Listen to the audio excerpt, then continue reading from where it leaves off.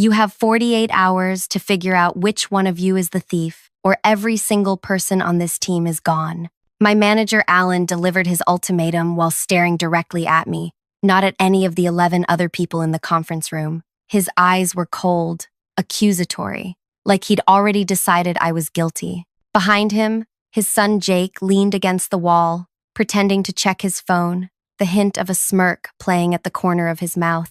12 faces drained of color. Some looked down, others looked at each other. A few brave souls looked at Alan. Nobody spoke. The prototypes were worth $240,000 total. More importantly, they contained our next-generation technology. If a competitor got hold of them, 2 years of work would be compromised. I don't want to do this, Alan continued, his voice tight with barely controlled anger. But corporate is demanding answers, and I'm not losing my job to protect a thief. I'm Claire. I've been in product development for 6 years. I've trained most of the people in this room.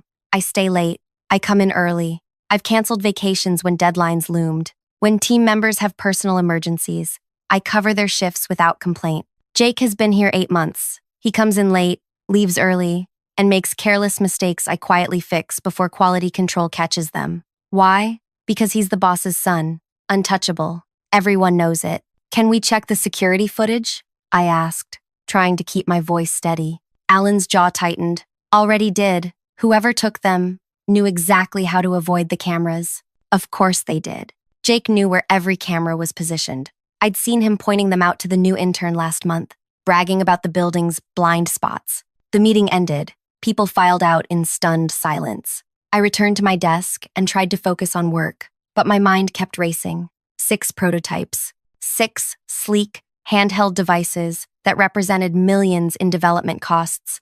Gone. Lena stopped by my desk after lunch. "This is insane," she whispered. "He can't fire all of us." "He can if corporate backs him," I said. "They'll just hire a new team." "Do you think?" She glanced around and lowered her voice even more.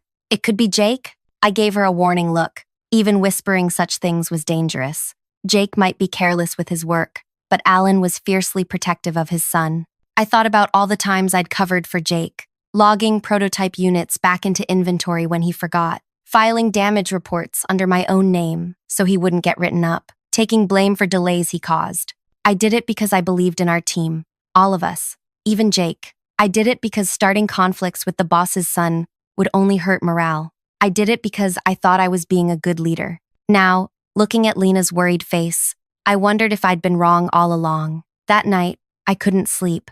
I kept thinking about Jake volunteering to lock up on Fridays, about his master key, given to him by his father, despite company policy, about the casual way he'd asked me last month if I knew anyone who bought refurbished tech parts. At 3 a.m., I made a decision. I got dressed and drove back to the office. I didn't break any rules. I used my regular access card to enter the building. Security knew me. I often came in early or stayed late. I went straight to the equipment room where we all had lockers. Jake's was in the corner. It had a combination lock, 4 digits. I remembered overhearing him tell Ben it was his birth year. I didn't open it. I just stared at it, thinking, if I reported my suspicions to Alan, one of 2 things would happen. Either he wouldn't believe me and would retaliate against me for accusing his son, or he would believe me and cover it up, possibly by framing someone else. I'd seen him protect Jake before. 3 months ago, when Jake damaged an expensive testing machine, Alan blamed the maintenance team. A good man lost his job. I went home without touching the locker. Sleep still wouldn't come. The next morning, Alan called another meeting. He looked worse than the day before, red-eyed, pale, tie slightly askew. "Corporate is sending an internal investigator," he announced. "If we don't find the prototypes by Friday, I'll have no choice but to start termination paperwork for the entire team." His eyes swept across everyone before landing on me again. "If anyone knows anything, now's the time to come forward." The room was silent. Jake sat in the back, scrolling through his phone, completely unconcerned. After the meeting, I waited for everyone to disperse. I didn't go to Alan's office. Instead, I took the elevator down to the first floor and walked directly to the security desk. Rita, head of security, was reviewing footage on her monitor. She looked up when I approached. "I need to speak with you," I said quietly, privately. She raised an eyebrow but led me to her small office off the main lobby. "What can I do for you, Claire?" I've noticed something unusual in the equipment room, I said carefully. I think someone should investigate. This about the missing prototypes? I nodded. I'm not making any accusations, but I've seen someone acting strangely around locker number 27 recently, especially last Friday. Whose locker is that? Jake Howard's, I said, using his full name to make it clear I wasn't playing favorites. Alan Howard's son. Rita's expression didn't change, but I saw something shift in her eyes. I see. I'm not asking for special treatment, I clarified. Follow normal protocols. But please, check that locker. Rita nodded slowly. We'll investigate. Standard procedure. I went back to my desk. Tried to work. Hours passed in a fog of anxiety. At 2:37 p.m., I heard the commotion. Raised voices 2 floors down. Then the elevator dinged on our floor, and 2 security officers stepped out, followed by Rita and Alan. Their faces told the story before any words were spoken. They'd found the prototypes. Alan's face was ashen as they marched toward Jake, who was just returning from a long lunch break. The look of confusion on Jake's face quickly morphed into panic as Rita explained they'd found all 6 missing prototypes in his locker, wrapped in his jacket. That's not possible, Jake stammered. Someone must have put them there. I'm being framed. Alan looked at his son, then at the security team, then at his son again. I could see the conflict in his eyes, the executive responsible for company property versus the father protecting his son. We need to continue this discussion downstairs, Rita said firmly. Corporate has already been notified. As they led Jake away, his eyes locked with mine for a brief moment. Did he suspect?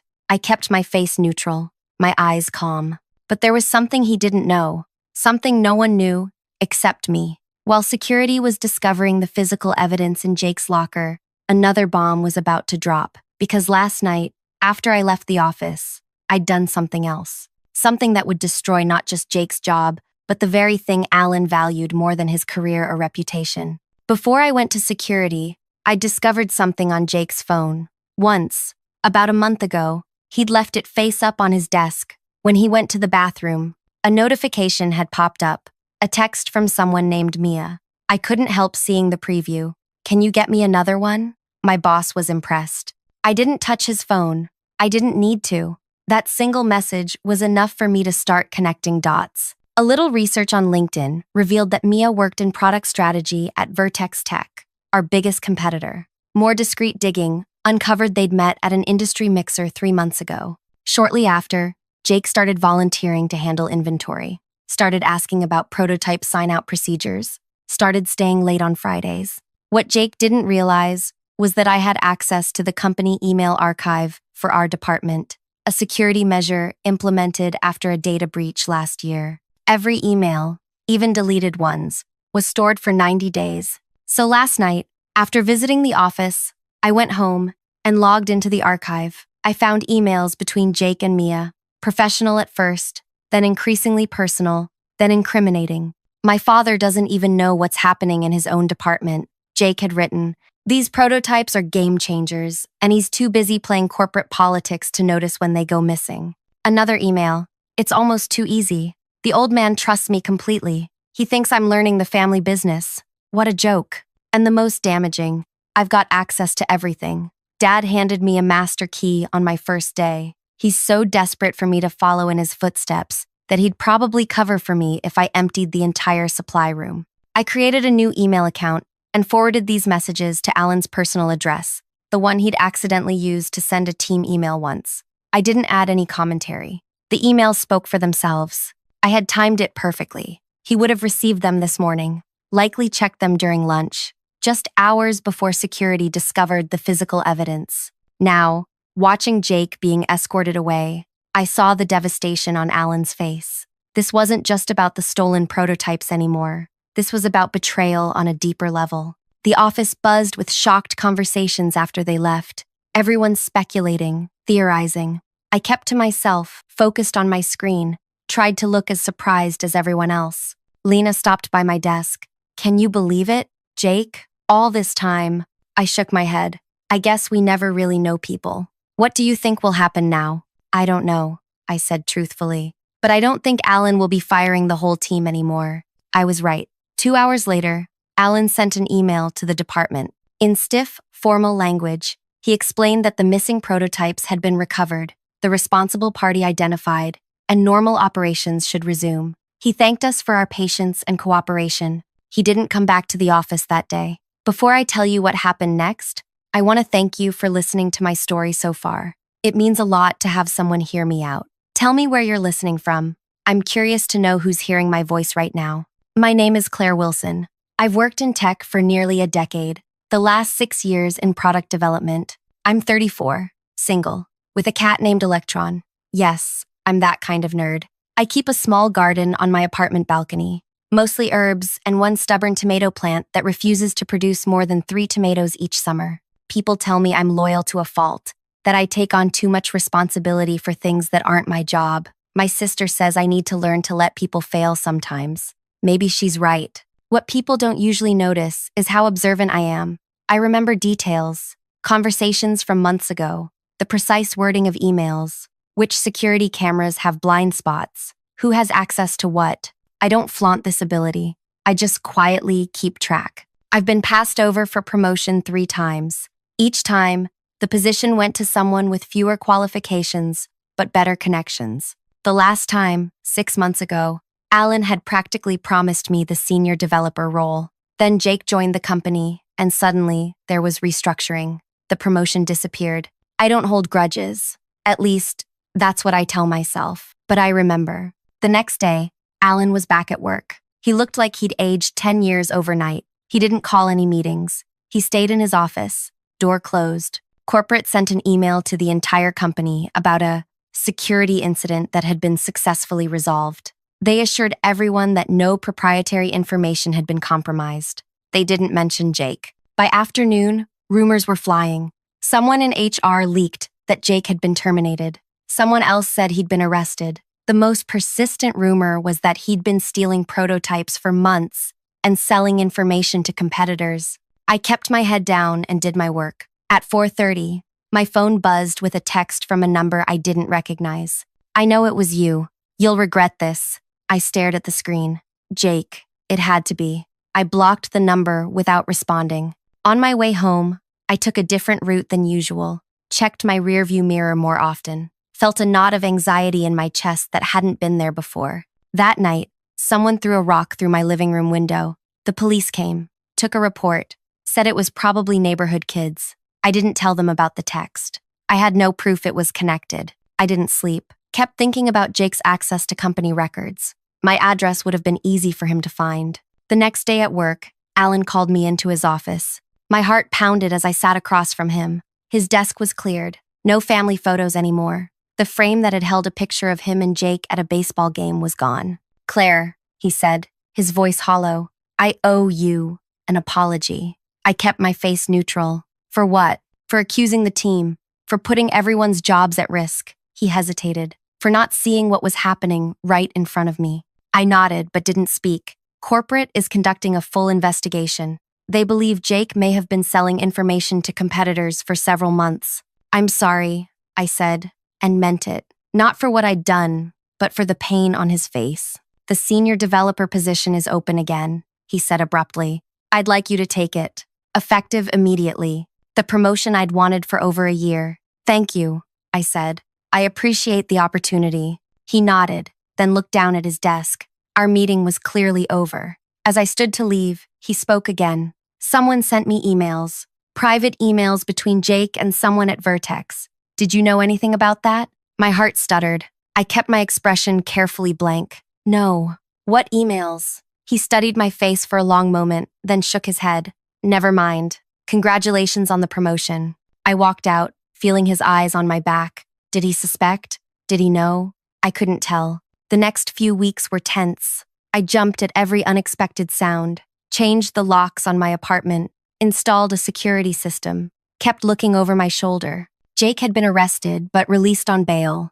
The criminal charges were complicated: corporate espionage, theft of intellectual property. The legal process would take months. I heard through office gossip that Alan had taken a step back from Jake's legal defense, that he'd refused to pay for an expensive lawyer, that something had fractured between them beyond repair. 3 weeks after the incident, I was working late. The office was nearly empty. I was reviewing documentation for the promotion I'd finally received when I heard a voice behind me. You ruined my life. I froze, my fingers hovering over my keyboard. I didn't turn around. I didn't need to.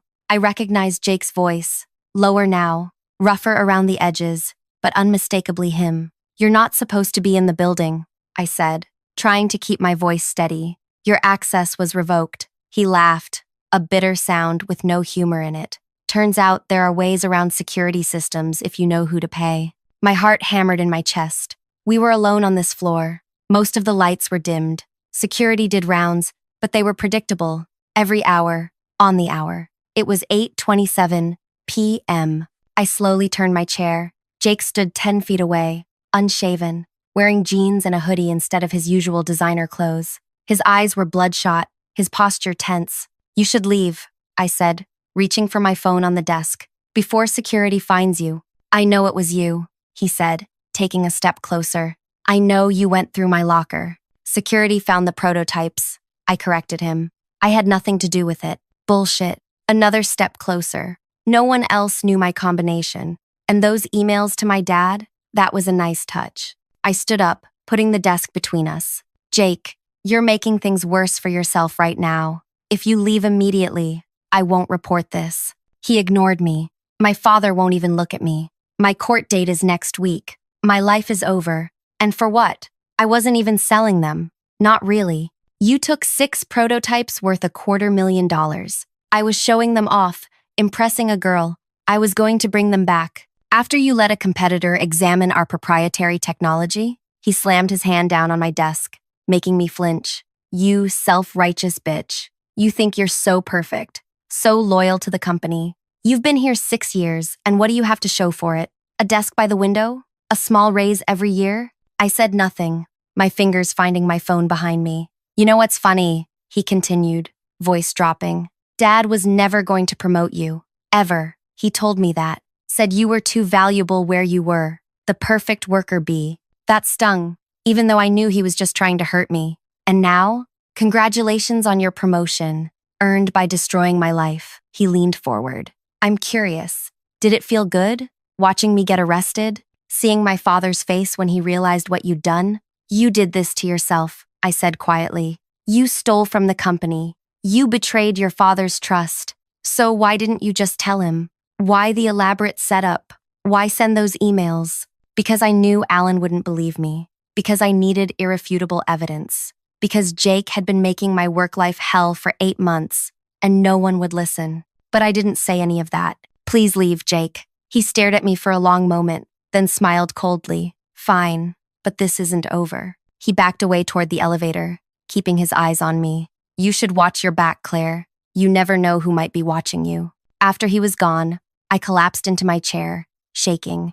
I called security and reported the breach. They reviewed the camera footage, confirming Jake had somehow gotten in using a custodial access card. They promised to increase patrols and file a report. I worked from home the next 2 days. Couldn't face going into the office. Couldn't stop looking over my shoulder. Couldn't sleep without checking the locks 3-4 times. When I finally returned, there was a company-wide email announcing that Alan had taken a leave of absence. Medical reasons, effective immediately. Emily Chen from corporate would be taking over as interim department manager. People whispered in the break room. Some said Alan had a breakdown. Others said corporate had forced him out. The truth was probably somewhere in between. Emily was competent, direct, and entirely unfamiliar with our team dynamics. She scheduled one-on-ones with everyone. When my turn came, she closed her office door and got straight to the point. I've been reviewing personnel files, she said, tapping a folder on her desk. Your performance reviews are exemplary, but you've been passed over for promotion multiple times. Can you tell me why? I hesitated. I'm not sure. You'd have to ask Alan. She studied me carefully. The timing of your promotion is interesting. The same week his son was caught stealing company property. My mouth went dry. I believe the position opened up due to restructuring. She made a note. The security report mentioned you were the one who alerted them to check Jake's locker. I noticed suspicious activity, I said carefully. I reported it through proper channels. She nodded slowly. Claire, I need to know if there's anything else I should be aware of regarding this situation. Did she know about the emails? About my methodical dismantling of Jake's life? I couldn't tell. No, I said. Nothing else. She didn't look convinced, but she moved on. Fine.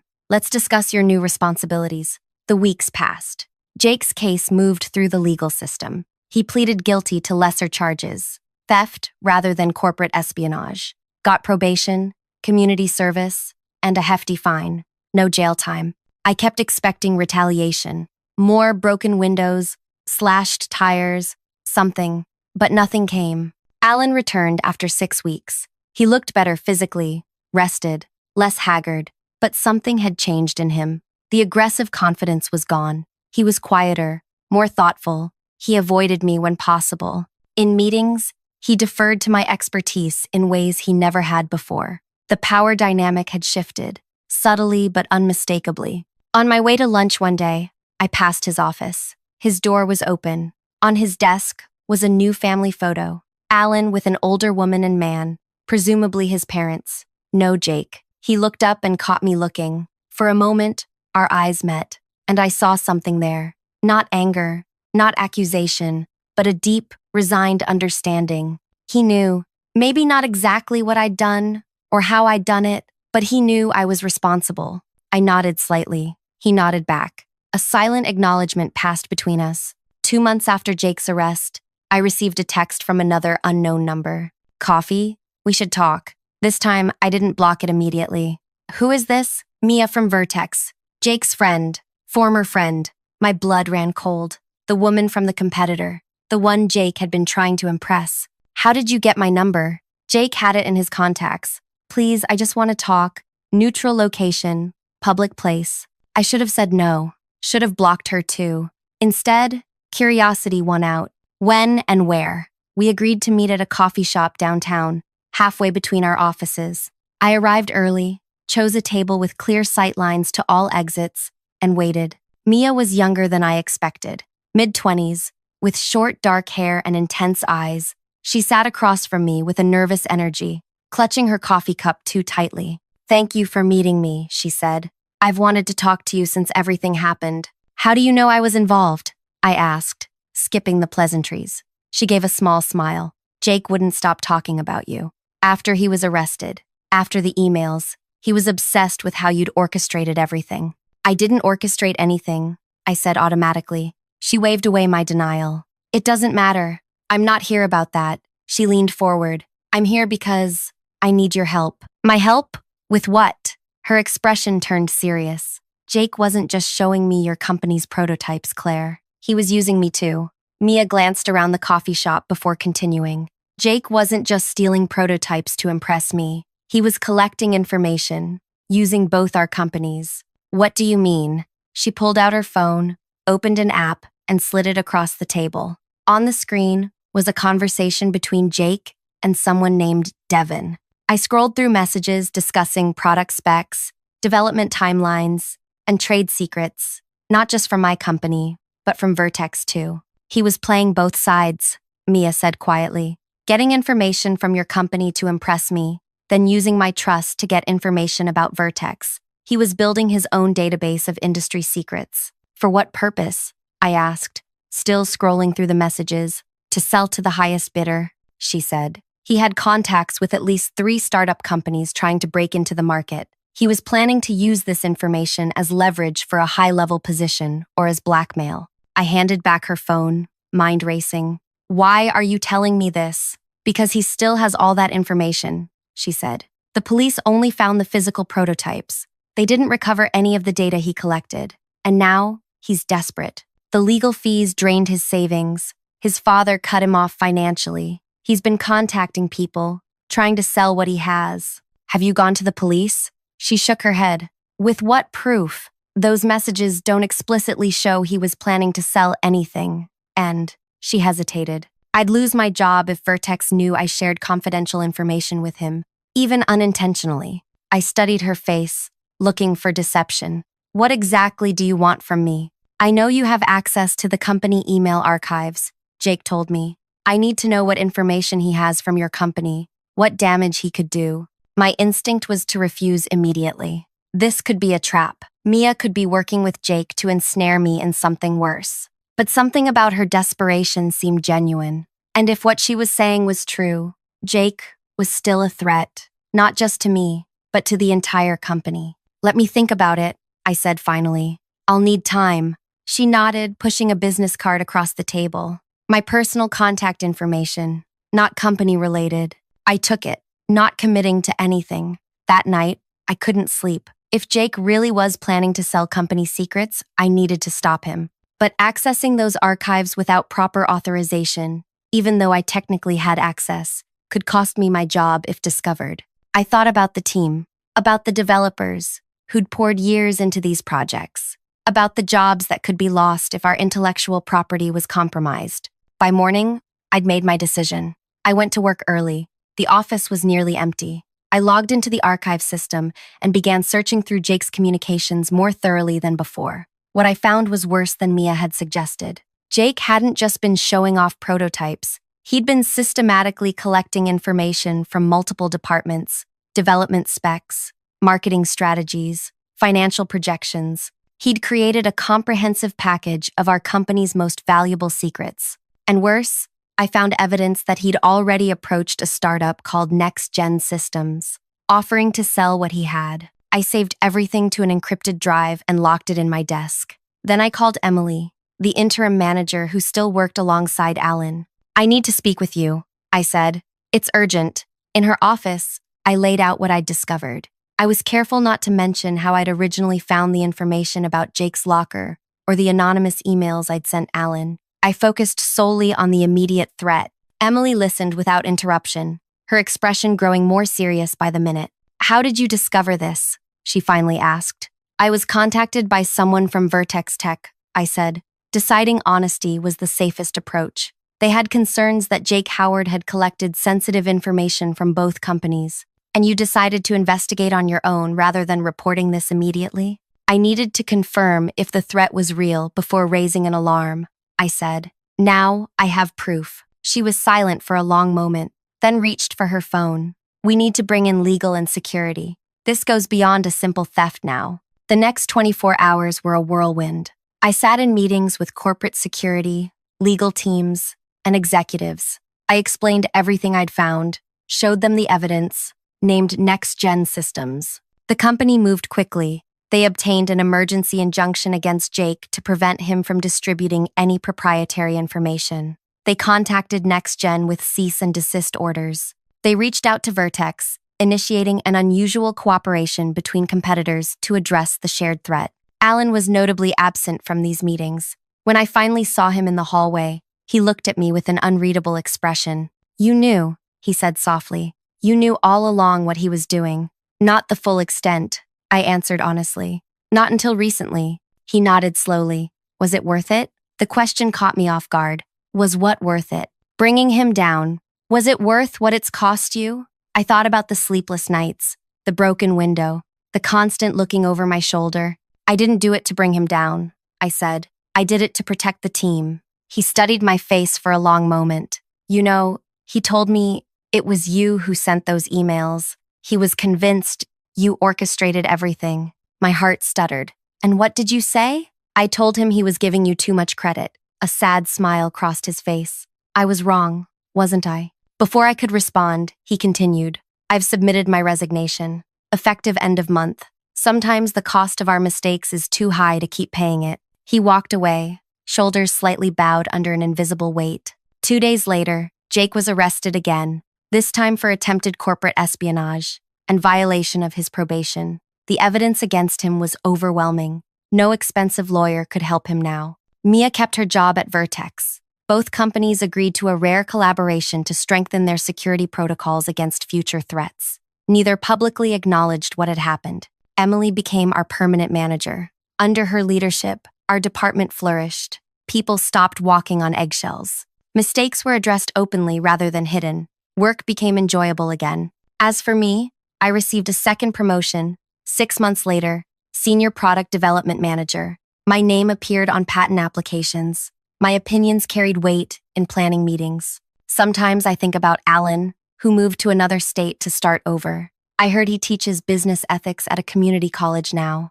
There's an irony there that's not lost on me. I think about Jake, too. serving his sentence. I wonder if he understands yet that his downfall wasn't my vendetta. It was his own choices, his own arrogance, his belief that the rules didn't apply to him. The broken window in my apartment was fixed. The texts stopped. The fear of retaliation faded. What remains is a lesson I never expected to learn. Sometimes protecting yourself means letting others face the consequences of their actions. Sometimes loyalty needs to be directed toward those who deserve it, not those who demand it. I don't feel like a hero in this story.